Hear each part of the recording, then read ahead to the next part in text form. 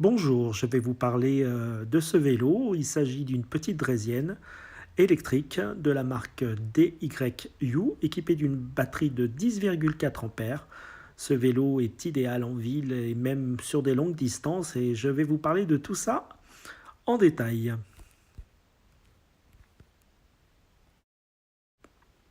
Comme vous pouvez voir, j'ai quand même parcouru pas mal de kilomètres puisque j'ai déjà fait 278 kilomètres avec ce vélo. Donc en seulement un mois, parce que ça fait un mois que je l'ai reçu. À savoir que la livraison a été quand même assez longue puisque ça a mis 3 mois pour m'arriver. Le moteur se trouve directement dans la roue arrière du vélo. La qualité du vélo est plutôt bonne en général. Les matériaux sont de qualité, les soudures également sur le cadre du vélo. La selle également, de très bonne manufacture et surtout elle est très confortable. Si vous faites de longs trajets, vous apprécierez son confort. C'est vraiment un plus parce que ce vélo n'est pas équipé d'amortisseur. Donc il est bien pratique d'avoir une selle confortable. Moi j'ai rajouté quelques petits éléments comme la petite sacoche devant, je vais vous en parler un peu plus tard, ce qui vous permet de mettre quelques objets dedans et ainsi que des objets très pratiques. Au niveau de la stabilité du vélo, vraiment c'est top, on tient bien dessus et ça c'est vraiment important parce que sur les anciens modèles comme le D2, il avait des petits trous en 12 pouces et ça vraiment c'était pas top, mais vraiment une belle réussite pour celui-ci. Ce que j'ai aimé également sur ce vélo, c'est son design. Voilà, sa forme d'un dauphin, c'est ce que le designer a voulu représenter. Et c'est plutôt bien réussi. D'ailleurs, les gens se posent beaucoup de questions sur ce vélo, comment il fonctionne et tout ça, parce que vraiment, il attire l'intérêt des gens par rapport à sa forme et tout ça. Voilà. Non, non, vraiment super. La selle également est de très bonne qualité. Je vous en ai parlé tout à l'heure. Mais la selle est vraiment super confortable et ça c'est vraiment un plus par rapport aux anciens modèles du D1 et du D2 qui n'étaient pas super confortables et surtout qui ne vous permettaient pas de faire de très grands trajets parce que vous aviez très vite mal aux fesses. Moi j'ai rajouté quelques petits éléments comme ici vous voyez le porte-cadenas que je ne laisse pas en permanence parce que le cadenas en lui-même fait déjà 1 kg, donc moins vous rajoutez du poids et plus vous irez vite avec le vélo. Donc c'est pour ça que je ne le laisse pas en permanence. Mais c'est très pratique d'avoir un cadenas pour ne pas se faire voler ce type de vélo qui est à mon avis très prisé. Alors le vélo est équipé d'un éclairage à l'arrière. Alors celui-ci a été modifié par rapport au modèle D1 et D2 puisque celui-ci ne comporte plus la fonction stop quand vous freinez, ce qui est bien dommage. Il est complètement indépendant de la batterie puisqu'il fonctionne avec des piles. Voilà, il a deux modes de proposer, un mode fixe qui peut rester allumé et un mode clignotant. Voilà, mais celui-ci fonctionne maintenant avec des piles. Pour l'éclairage avant, pas de grand changement par rapport à l'ancien modèle D1 et D2, c'est toujours le même. Alors je ne sais pas s'ils ont amélioré la qualité, en tout cas ce que je peux vous dire c'est qu'il éclaire très très très bien. Voilà, j'ai eu l'occasion d'en servir la nuit et vraiment c'est top. En ce qui concerne le pédalier du vélo, alors celui-ci ne comporte pas de vitesse pour changer de force sur le vélo. Donc il y a simplement un grand plateau qui est situé à l'avant et un petit pignon à l'arrière. Alors en fait ça ne gêne pas trop parce que c'est vrai qu'on se sert plus du mode d'accélération sur le vélo, le mode de scooter on va dire, vous accélérez et ça roule. Par contre c'est vrai que si vous montez une grande pente, une grande montée, dans ce cas-là, il faudra assister le moteur en pédalant légèrement, mais vous verrez qu'il n'y a pas besoin de forcer pour monter une grande montée, quoi. Ça va tout seul, ça monte tout seul. Et vraiment, ça, c'est top. Donc, aucune inquiétude de ce côté-là. Vous pourrez monter toutes les pentes sans aucun problème, des petites aux plus grandes, parce que vraiment, ça grimpe partout, ce vélo. J'ai eu l'occasion d'essayer dans des montées qui étaient très importantes.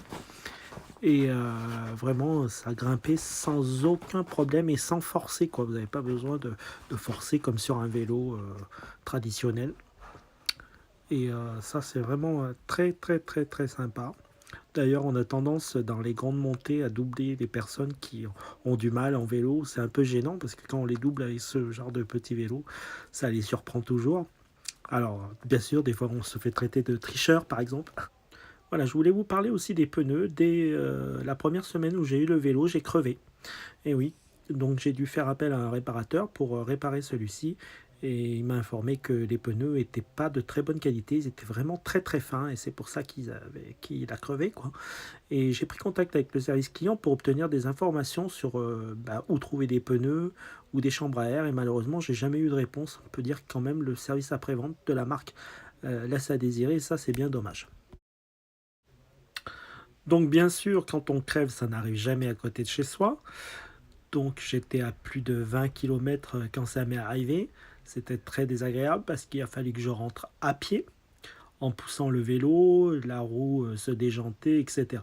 Donc je me suis équipé de cette petite housse qui se fixe facilement au vélo et je me suis pris une bombe anti-crevaison de cette marque-là qui est très connue et surtout de petit format, ce qui m'a permis de la ranger directement dans la housse.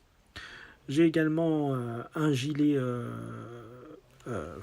fluorescent pour être vu sur le vélo, parce que le vélo étant déjà petit, et si vous êtes habillé de couleur sombre, moi le vélo en plus est noir, les gens n'ont pas tendance à vous voir dessus, donc pour la sécurité, je vous conseille vivement d'avoir un gilet fluo sur la route. Alors, au niveau des caractéristiques du vélo, donc bien sûr, le fabricant voit toujours large, hein, ça c'est un peu pareil partout. Donc, le vélo est donné pour une vitesse de 30 km/h, mais malheureusement, vous aurez du mal à atteindre plus de 20-21 km/h, même après la phase de rodage, hein, puisque vous pouvez l'augmenter directement sur l'application du mobile. Mais celle-ci ne change pas grand-chose. D'ailleurs, je n'ai vu aucun changement entre les 20 km/h qui étaient renseignés dedans et quand j'ai augmenté à 30 km/h, il n'y avait absolument aucun changement. Et donc, c'est vrai qu'on a du mal à atteindre plus de 20-22 km/h. Et c'est dommage parce que sur des grandes distances, ça se traîne quand même un peu. Je pense que 25 km/h était parfait sur ce type de vélo et surtout, ça n'aurait pas engagé la sécurité de celui-ci.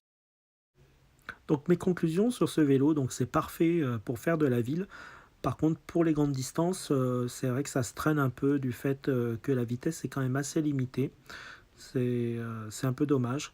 Voilà. Mais sinon, pour la ville, c'est l'idéal parce qu'on ne peut pas aller tellement plus de 20 km/h en ville.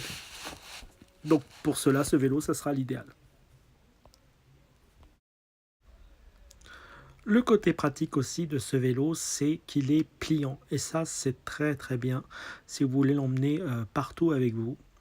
Vous avez cette petite manette avec une sécurité pour éviter qu'il s'ouvre tout seul.